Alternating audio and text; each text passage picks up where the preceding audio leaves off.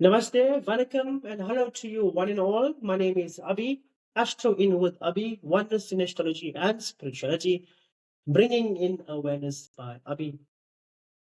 If you haven't as yet, please subscribe to my channel, hit the like and share button, and comment if you've enjoyed the session, or if you have any questions that you'd like me to answer, please drop them on the comment section and I will definitely answer them.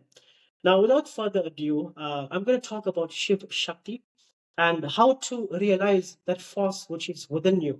Let's call it Shakti, which is the same thing as force, which is the same thing as spirit, which is the same thing as the Holy Spirit, which is the same thing as energy itself. How to realize your true potential, your true energy.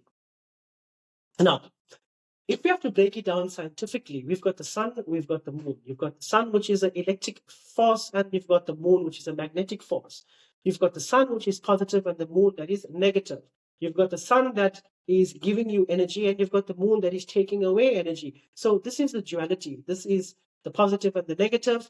Whatever you may call it, this is the blue pill and red pill. This is how this whole universe is working. But how do you realize a true force within you? That's the question, which is Shakti. Now, in order to realize Shakti, one has to become Shiva. And I'm going to explain this to you.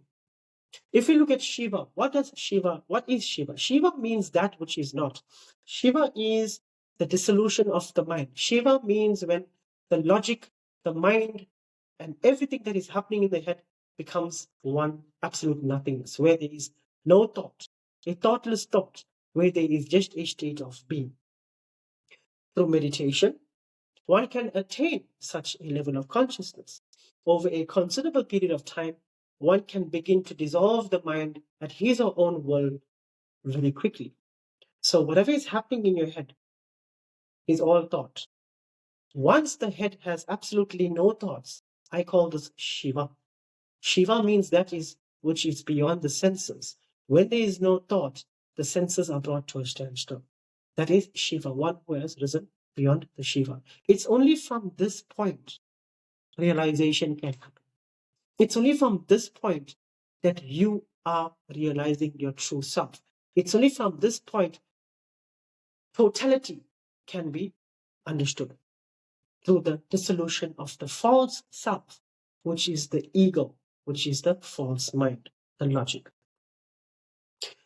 In the dissolution of the ego, which is the false self, one becomes Shiva.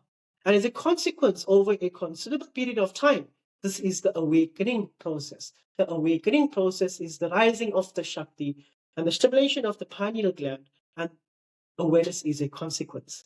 And this is how you realize your true self, which is no different from the source itself, right? It's just a spark coming from the fire itself.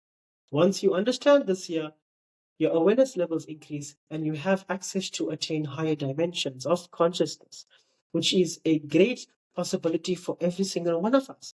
However, we have been misunderstood of what Shiv Shakti actually is. We've been misunderstood of what our true father is, or who our source of creator is, or the creation itself is. Hence, we do not know how to use what we already have within us. This is how powerful we are. We are the Shiv and Shakti, but the Shakti can only be realized once you dissolve the Shiva. And I really hope this makes sense to you. And how you go about becoming Shiva is through the dissolution of the mind. One needs to meditate, one needs to allow him or herself to become a thoughtless thought, a thoughtless being.